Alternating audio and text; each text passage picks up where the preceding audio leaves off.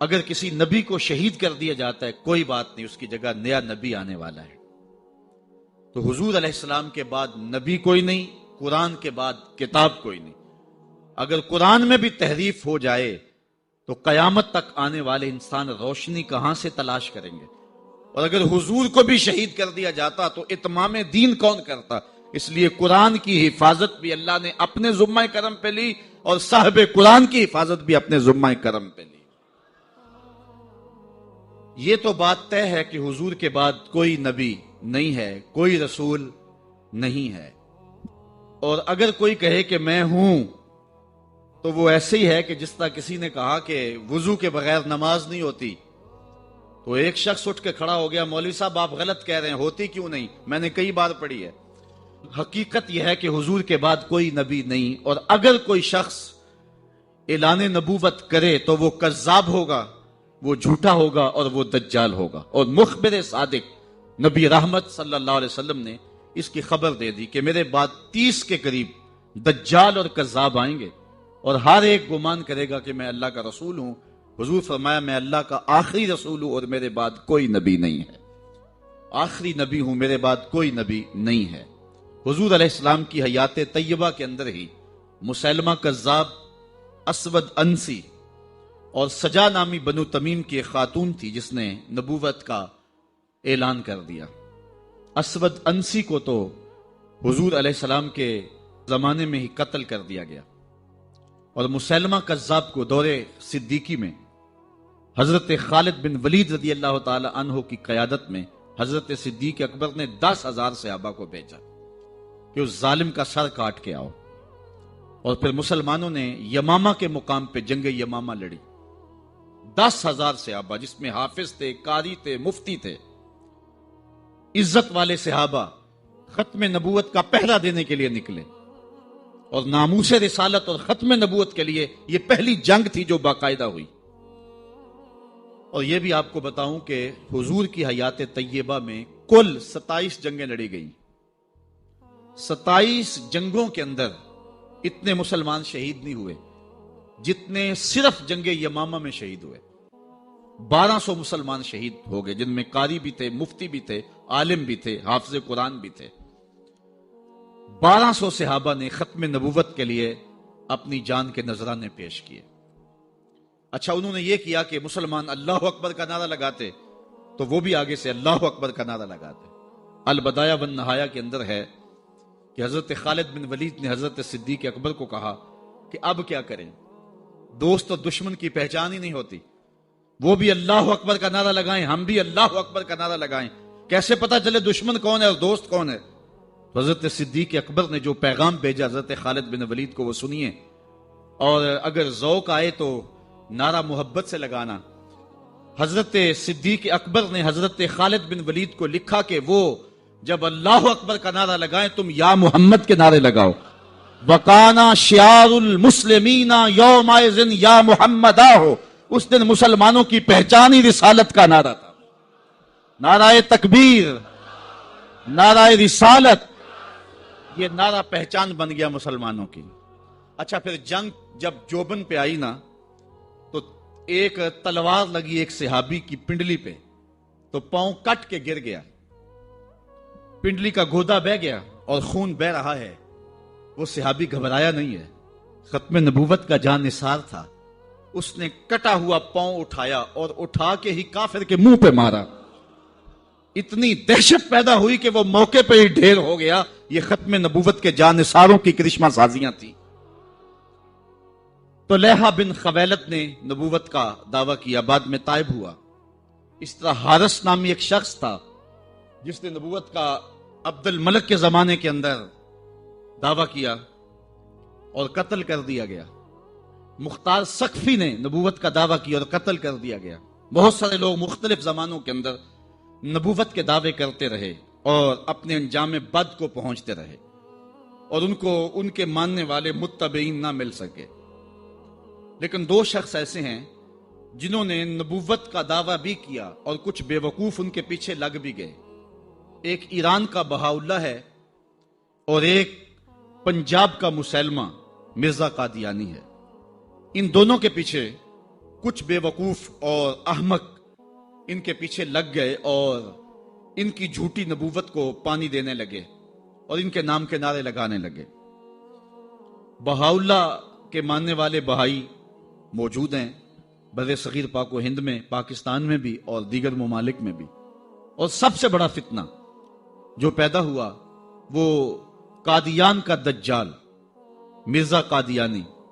پہلے تو اس نے یہ کہا کہ حضور علیہ السلام کے بعد نبوت کا اجرا ممکن نہیں ہے، اور اپنی ایک کتاب حمامۃ البشریٰ کے اندر اس نے کہا رب رحیم شان والے نے ہمارے نبی کا نام خاتم الانبیاء بغیر کسی استثناء کے رکھا ہے، اور ہمارے نبی نے لا نبی بعدی کے بیان سے اس کی تشریح کر دی ہے، جو طالب علموں کے لیے بالکل واضح ہے۔ یہ اس نے اپنی کتاب حمامۃ البشریٰ کے اندر لکھا۔ اس وقت تک اس کا پروگرام نہیں تھا کہ میں نے نبوت کا دعویٰ کرنا ہے۔ بعد میں آپ کی سیالکوٹ کی کچہری میں ہی وہ ملازم تھا، اور میں اگر تاریخ کے ابواب کھولوں تو بات لمبی ہو جائے گی۔ کچھ لوگوں کا انٹرویو ہوا، وہ کامیاب ٹھہرا، اور پھر اس نے پہلے راستہ ہموار کرنا شروع کیا، اور پھر ایک دن اس نے کہہ دیا کہ بعثنی اللہ علی راس المئۃ لأجدد الدین، اللہ نے مجھے صدی کے سر پہ مبعوث کیا ہے کہ میں دین کی تجدید کروں، مجدد بن بیٹھا۔ پھر کچھ وقت گزرا، اس نے کہا وَأَنَا الْمَسِيحُ الْمَوْعُودُ وَالْمَهْدِيُ الْمَوْعُودُ، میں مسیح موعود ہوں اور مہدی موعود ہوں۔ یہ حقیقت الوحی کے اندر اس نے لکھا، روحانی خزائن کے اندر موجود ہے۔ پھر ایک دن بدبخت نے کہا کہ منم مسیح زماں و منم کلیم خدا، منم محمد و احمد کے مجتبی باشد، استغفر اللہ لعنت اللہ علی الکاذبین۔ اس نے کہا میں ہی مسیح زماں ہوں، میں ہی کلیم خدا ہوں، اور معاذ اللہ استغفر اللہ میں ہی محمد ہوں، میں ہی احمد ہوں کہ جو مجتبی تھے۔ اور پھر بدبخت آگے بڑھا اور اس نے انبیاء کی توہین کی، ذات باری کی توحید کی، اور کہا بایعنی ربی، میرے رب نے میری بیعت کی ہے، معاذ اللہ استغفر اللہ۔ یہ روحانی خزائن کے صفحہ نمبر 227 پہ اس نے لکھا، اور پھر کہنے لگا میرے رب نے مجھے وحی کی ہے، انت منی بمنزلت اولادی، آپ میرے لیے میری اولاد کی جگہ ہیں، استغفر اللہ علی ذالک۔ پھر اس نے کہا ابن مریم کے ذکر کو چھوڑو، اس سے بہتر غلام احمد ہے، استغفر اللہ۔ پھر اس نے لفظ گھڑنے شروع کر دیے اور اللہ کی وحی اس کو قرار دینا شروع کر دیا۔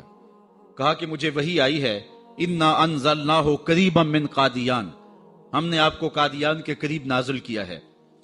اور بلکہ وہ اپنی ایک کتاب نزول مسیح میں لکھتا ہے بعض الہامات ایسی زبانوں میں ہوتے ہیں جن سے کبھی مجھے واقفیت ہی نہیں ہے، مثلا سنسکرت میں، عبرانی زبان میں آج تک ایسا نہیں ہوا کہ کسی نبی کو اس زبان میں وحی کی جائے کہ جو زبان وہ جانتا نہ ہو، لیکن یہ پہلا بدبخت شخص ہے جس نے یہ بات کہی اور نبوت کا دعویٰ کیا کہ مجھے ان زبانوں کے اندر وحی کی جاتی ہے جن زبانوں کو میں بھی نہیں سمجھتا ہوں۔ اب اس سے اس شخص کی حماقت اور اس کی بے وقوفی کا آپ اندازہ کر سکتے ہیں۔ میرے پاس اتنا وقت نہیں ہے کہ اس کے حفوات اور اس کی بکواسات کو آپ کے سامنے رکھوں، لیکن جو اس نے وحی کے نام سے لوگوں تک پہنچایا وہ گالیاں تھیں، وہ لغویات تھے، وہ الوہیت کی توہین پر مشتمل باتیں تھیں، انبیاء کی توہین تھی، صحابہ اور اہل بیت کی توہین تھی، اور تضادات پر مشتمل باتیں تھیں۔ اور کیوں نہ ہو کہ یہ شخص ازلی بدبخت تھا، اور پھر اس نے یہاں تک کہا کہ جو میری بات کو نہیں مانتے اور مجھے تسلیم نہیں کرتے وہ جنگلوں کے سور اور کنجریوں کی اولاد ہیں، استغفر اللہ علی ذالک۔ اور مسلمانوں کو اپنی حمایت اور اپنی اطاعت کے لیے اس نے ابھارا۔ جو زر پرست لوگ تھے وہ اس کے پیچھے لگ گئے، چونکہ جن کے مفادات اور مرزا قادیانی کے مفادات سانجے تھے تو انہوں نے اس کے پیچھے لگنا ہی تھا، چونکہ مرزا قادیانی جو ہے یہ انگریز کا لگایا ہوا پودا ہے۔ خود وہ لکھتا ہے ستارہ کیسریہ اور گورنمنٹ انگریزی اور جہاد کے نام سے اس نے کتابیں انگریز حکومت کی حمایت میں لکھی، اور تریاق القلوب نامی ایک کتاب میں لکھتا ہے کہ میری زندگی کا بیشتر حصہ सल्तनत अंग्रेजी की ताईद व हमायत में गुजरा। मैंने मुमानात जिहाद और अंग्रेजी अतात के बारे में इतनी किताबें लिखी कि अगर उन रसायल, उन जरायद और उन इश्तिहारात को जमा किया जाए तो 50 अलमारियां उनसे भर सकती हैं। इसका वालिद मीर गुलाम मुर्तजा, उसके बारे में मिर्जा कादियानी ने खुद लिखा है कि 1857 की जंग आजादी थी, उस जंग आजादी के अंदर अंग्रेजों का हामी था और 50 घोड़े और सवार अंग्रेजों की हिमायत में उसने दिए थे, जबकि अहले इल्म और मुसलमान उनको इस जंग के अंदर काटा गया था और उनको शहीद किया गया था। उसके सिले के अंदर अंग्रेज के गवर्नर के दरबार के अंदर मीर मुर्तजा को कुर्सी मिला करती थी जो उसके एजाज में दी जाती। मिर्जा कादियानी खुद कहता है इस्लाम के 2 हिस्से हैं, एक अल्लाह की अतात और दूसरी सल्तनत की अतात। और फिर तरियाके कुलूब के अंदर आगे जाके लिखता है कि सल्तनत की अतात जिसने हमें अपने साया में पनाह दी, और कहता है ये अमन जो इस सल्तनत के जेरे साया हमें हासिल है, ना ये अमन मक्का में मिल सकता है ना मदीना में मिल सकता है। जाहिर है मक्का के अंदर काफिर को अमन नहीं मिलता, मक्का के अंदर मुस्तफा के गुलामों को ही अमन मिलता है। फिर इसने जब अंग्रेज के छोटे कारिंदे, जिन साहब को पता भी नहीं था कि ये हमारा ही लगाया हुआ पौधा है, तो कभी किसी मामले के अंदर हिमायत नहीं की, तो ये चीखा और अपने आका को एक दरख्वास्त लिखी। वो दरख्वास्त बहुत लंबी है, मैं उसके एक आधे इक्तबास पर इक्तफा करूंगा। इल्तिमास है, उसके बाद बहुत सारी बातें उसने लिखी और एक बात लिखी कि वो कदीम से सरकार अंग्रेजी के पक्के खैर खा और खिदमत गुजार हैं। इस खुद काश्ता पौधे की निस्बत निहायत हिज़्म एहतियात और तहकीक व तवज्जो से काम ले और मातहतों को इरशाद फरमाए कि मुझे और मेरी जमात को एक खास इनायत और मेहरबानी की नजर से देखें।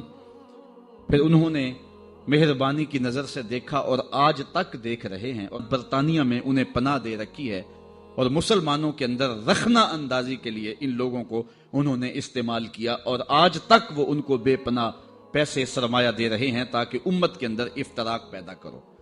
मुख्तलिफ वेबसाइट्स पर इस्लाम के नाम पर मिर्ज़ई आज भी सरगर्म अमल हैं। अल्लाह ताला जल्ला शानहू ने हमारे उलमा को ये तौफीक नसीब फरमाई कि वो पूरी कुव्वत के साथ इनके मुकाबले के अंदर निकले। पीर सैयदना मेहर अली शाह रहमतुल्लाह ताला, आप हरमैन तैयबैन हाजिर हुए तो हुजूर अलैहिस्सलाम की ख्वाब में ज़ियारत नसीब हुई और आका करीम ने फरमाया, मेहर अली तुम यहां आए हो, कादियान का दज्जाल तावीलाते फासदा की कैंची से मेरी शरीयत को काट रहा है। तो हजरत पीर मेहर अली शाह रहमतुल्लाह ताला अलैह फिर वहां से वापस आए और इस दज्जाल के खिलाफ 2 किताबें लिखी जिनका आज तक जवाब नहीं हो सका। 2 किताबें लिखी, इससे जवाब तो ना हो सका, लेकिन पीर मेहर अली शाह को इसने चैलेंज कर दिया कि आप मेरे साथ मुनाजरा करें, और खुद जगह मुकर्रर कर दी लाहौर की बादशाही मस्जिद, और खुद ही शराइत मुनाजरा तय कर ली और कहा कि आपके हाथ में भी कागज कलम होगा, मेरे हाथ में भी कागज कलम होगा, हम तफसीर लिखेंगे, उलमा की ज्यूरी बैठेगी, जिसकी तफसीर अच्छी हुई वो सच्चा होगा। ये तो कोई बात नहीं थी, लेकिन पीर साहब ने कहा ठीक है आ जाओ। पीर साहब फिर गोलड़ा से चले और लाहौर पहुंचे। यहां एक और बात मैं बताता जाऊं, जब पीर साहब वहां से आए तो अकेले नहीं आए, इलाका भर के उलमा को साथ लिया। पीराने उज़्ज़ाम को कहा आओ चले लाहौर, एक दज्जाल का मुकाबला करने जाना। एक पीर साहब को पैगाम भेजा तो उन्होंने कहा, पीर साहब हम पीर लोग हैं, छोड़ो आप किस काम में पड़ गए, हमारा काम क्या जो है वो इन उमूर से। तो पीर साहब ने जो जवाब भेजा वो तारीख के रिकॉर्ड पे है। फरमाने लगे, पीर साहब ये पीरी ना हुई, ये बेगैरती हुई। खत्म नबूवत पे डाका पड़ रहा हो और हम पीरी की बुक्कल मार के बैठे रहे। पीर साहब वहां से चले और लाहौर पहुंचे। मिर्जा दज्जाल को नहीं आना था, ना आया, और उसने बहाना यह बनाया कि पीर साहब के साथ सरहद के पठान आए हैं और वो मुझे मार देंगे, इसलिए मैं लाहौर नहीं गया। पीर साहब फिर गए और आप जश्न फतह का मनाया। शोरश काश्मीरी ने लिखा है کہ پیر صاحب کے چہرے پہ میں نے جلال دیکھا، اور پیر صاحب فرمانے لگے کہ وہ تو کہتا ہے کہ قلم اور کاغذ لیں گے اور جو ہے وہ لکھیں گے. کہا کہ اگر وہ آ جاتا تو میں کاغذ پہ قلم رکھ دیتا، قلم خود ہی لکھتا. اللہ اکبر یا رسول اللہ.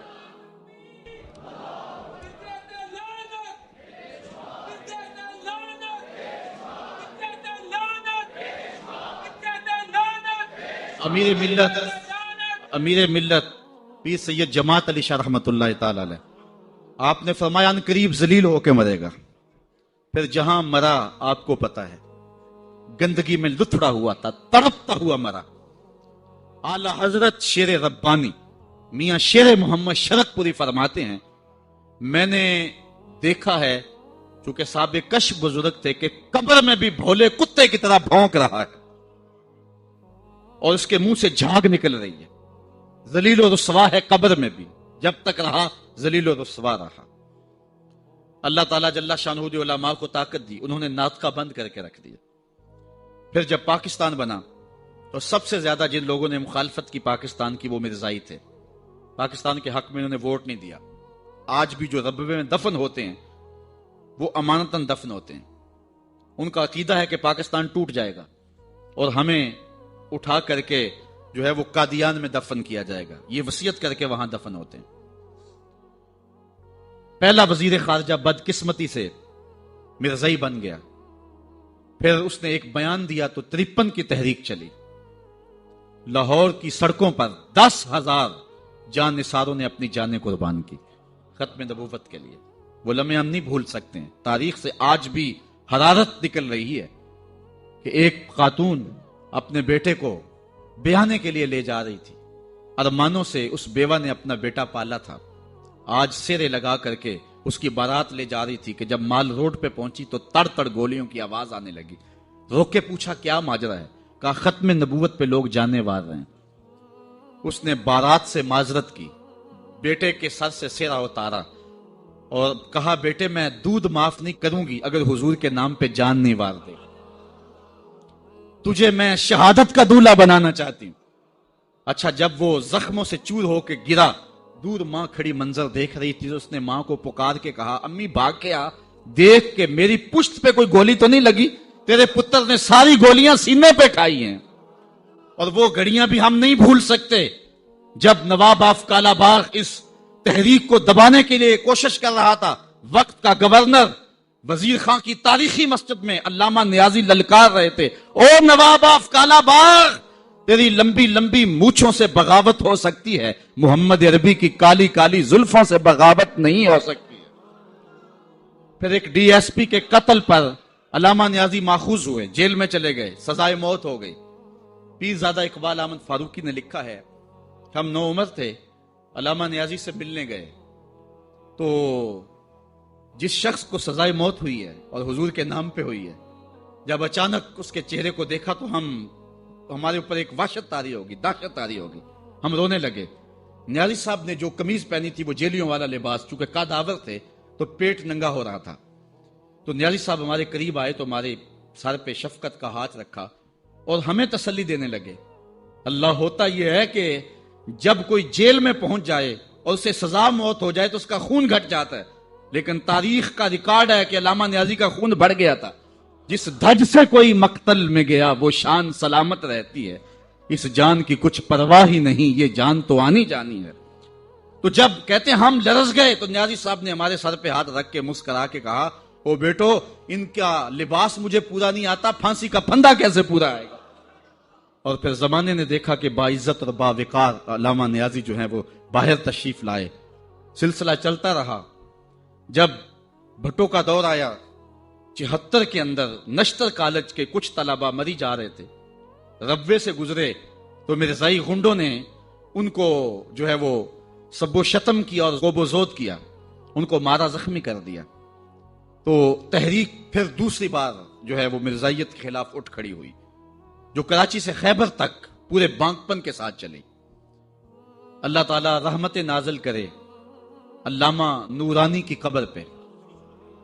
انہوں نے علماء کے دستخط کے ساتھ جو ہے وہ اسمبلی کے اندر درخواست جمع کروائی مرزائیوں کو اقلیت قرار دینے کے لیے، قرارداد پیش کی، اور پھر کیا ہوا؟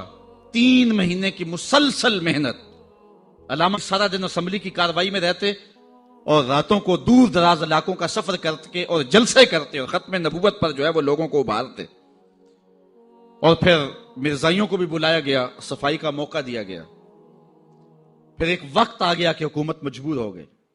مسٹر بھٹو علامہ نورانی سے کہنے لگے، نورانی صاحب یہ تو مدارس کے دارالافتاء کا مسئلہ ہے جو آپ اسمبلی میں لے آئے، یہ تو علماء کا کام ہے کہ کون کافر ہے اور کون مومن ہے، تو آپ اس کو اسمبلی کے فلور پہ لے آئے ہیں تو اس کو مدارس میں حل کرنا چاہیے تھا۔ تو حضرت علامہ نورانی نے جو جواب دیا وہ بڑا خوبصورت تھا۔ فرمانے لگے، بھٹو صاحب مجھے ایک بات بتا دیں، آپ منتخب وزیر اعظم ہیں، اگر آپ کے مقابلے میں کوئی کرسی بچھا کے بیٹھ جائے تو آپ اس کے بارے میں کیا رائے رکھتے ہیں؟ تو بھٹو کہنے لگا، یا وہ باغی ہے یا وہ پاگل ہے۔ تو کہا، بھٹو صاحب وزارت کی کرسی چھوٹی ہے، ختم نبوت کی کرسی بڑی ہے، اب جو کہتا ہے میں نبی ہوں ماننا پڑے گا، یا پاگل ہے یا باغی ہے۔ پھر وہ وقت آیا، 7 ستمبر کی شام تھی کہ اسمبلی کے فلور پر جدھر دیکھتے تھے نعرہ رسالت اور نعرہ توحید اور ختم نبوت زندہ باد کے نعرے ہی گونج رہے تھے۔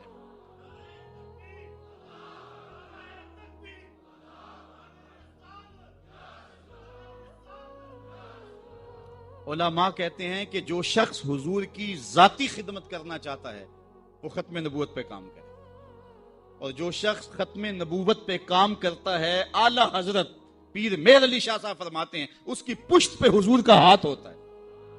اللہ اکبر، یہ اللہ توفیق نصیب فرمائے جس کو یہ چھوٹی سعادت نہیں ہے۔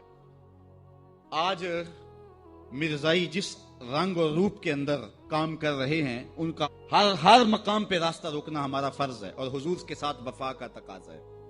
یہ جو پل پلا پن ہے یار، وہ بھی انسان ہے، اور ان کو کیوں جو ہے وہ مطعون کیا جاتا ہے؟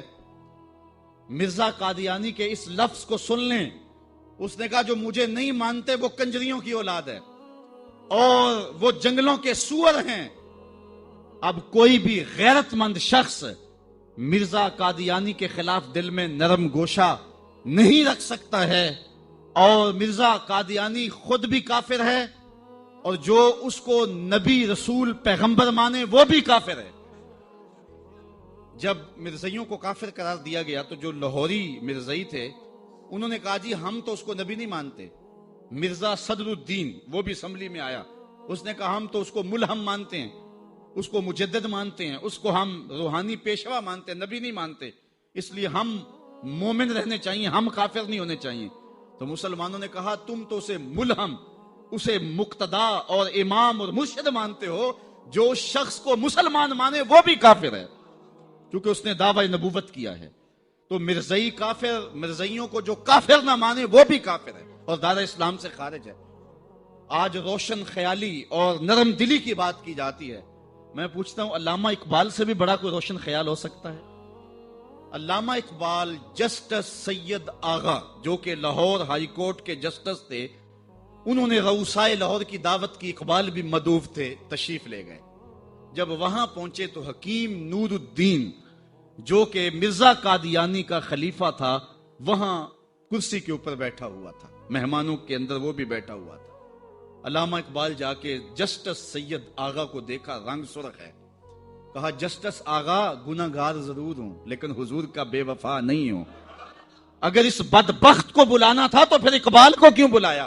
اقبال تو ساری زندگی درس ہی یہ دیتا رہا کہ محمد سے وفا تو نے تو ہم تیرے ہیں، یہ جہاں چیز ہے کیا لوح و قلم تیرے ہیں۔ تو کہا یہ کیسے ہو سکتا ہے کہ میں حضور سے بے وفائی کروں؟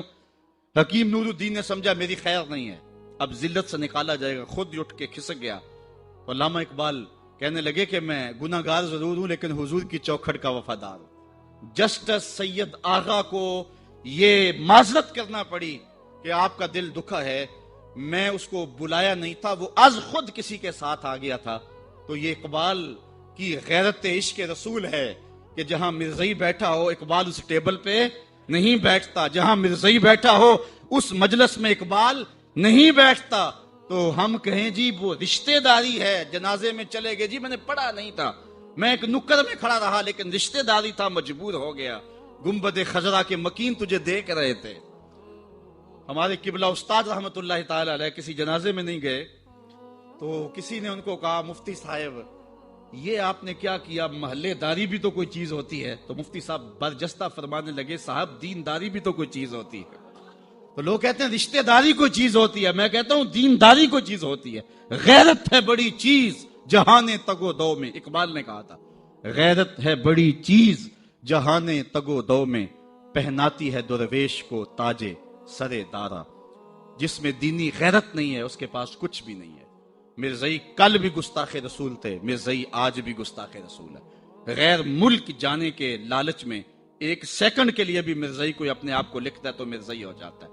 چاند ٹگوں کے لیے ختم نبوت سے بغاوت، یہ ایک مومن کی شان نہیں ہو سکتی ہے۔ جو اپنے آپ کو لکھتا ہے باغی ختم نبوت کا اور مرزائی لکھ دیتا ہے وہ فوراً مرزائی ہو جاتا ہے، دارا اسلام سے خارج ہو جاتا ہے۔ ہم کل بھی حضور کے نام کے وفادار تھے، ہم آج بھی حضور کے نام کے وفادار ہیں۔